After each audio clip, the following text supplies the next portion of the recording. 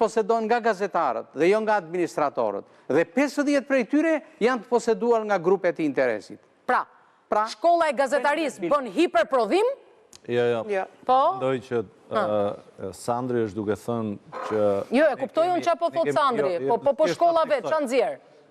Shkolla nëzjerë gazetar, reporter, cilët që të ushtrojnë... Që s'punojnë profesion, punojnë kamarierë? Jo, punojnë. Gjysma punojnë kamarierë? Gjysma, të flasim me shifra, në një studim që ne kemi bërë para një 6 vjetësh më duket, 2015, rreth mbi 50% e studentëve të gazetarisë punonin profesionin që kanë lidhje me informacionin. Diku zëdhënës, diku gazetare, tjere. Por kam idenë që... Nëse punon shërbëtor nuk është profesion. Se zëdhënsat janë shërbëtor. Këtë doja të tosha. Po t'jenë profesioni gazetarit zëdhëns, apo jo qipa? Nuk të thuar që zëdhënsat janë shërbëtor, sepse është një profesion, ka aftësit e ti, ka talentet e veta. Ku qëndron aftësia aty se se kuptoj ju? Jo, zëdhënës mua. Jo, se kuptoj Para një nuk kemi më zëdhënsa. Është këshilltar, po gjithsesi Po e nuk kemi pranoj. më zëdhënsa. Po, sepse s'ka konferenca pra. Jo, ka ndodhur ai që quhet centralizimi, është krijuar një agjenci shtetërore, dhe ajo agjenci është monopoliste e informacionit zyrtar në gjitha dakord. Janë zyrat e propagandës. Arkitekturën e Me administratës. gjuhë moderne, njihet public relation. Tani nuk mund të hedhim poshtë një strukturë tërë që punon në public relation. Dhe ato studentë që mbarojnë universitetin, praktikisht mund të punojnë edhe kamarierë, s'ka problem. Gjysma. Se rolin e gazetarit dhe këshilltarit mund ta bëj kushdo.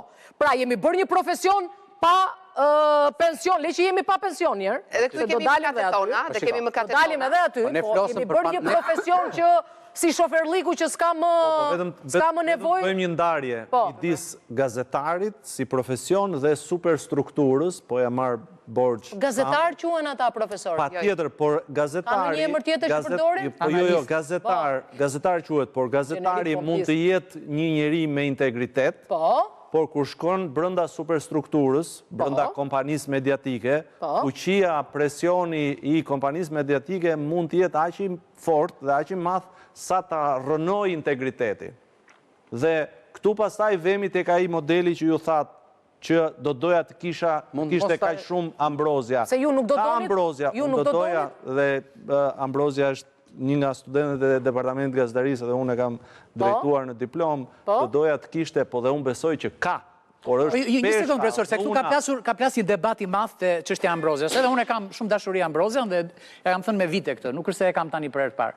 Por mentor Kikia ndërhyri dhe në atë debat që u bë, sepse ka patur dy grupime të mëdha, ca që shanin Ambrozian dhe ca që shanin kryeministrin. Pra, ca i thoshin këtij pse arrogant, ca i thoshin kësaj pse arrogante.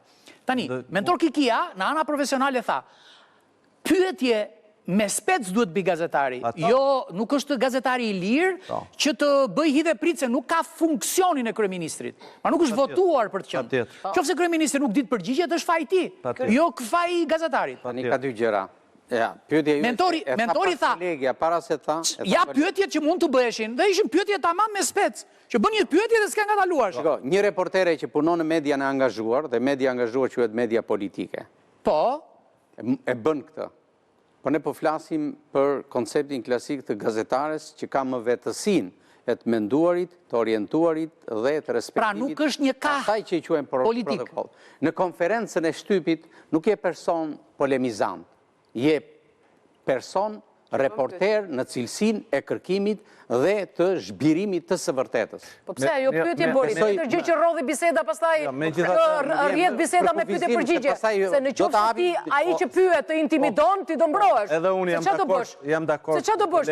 Atmosfera e organizimit të konferencave të shtypit të kryeministrit, sidomos me Ambrozia, është gjithmonë e tensionuar. Nuk është një atmosferë normale. Ne nuk po futemi, unë i iki Recencës për rastin e Ambrozia. Po edhe unë s'dua të flas për Ambrozia. Jo,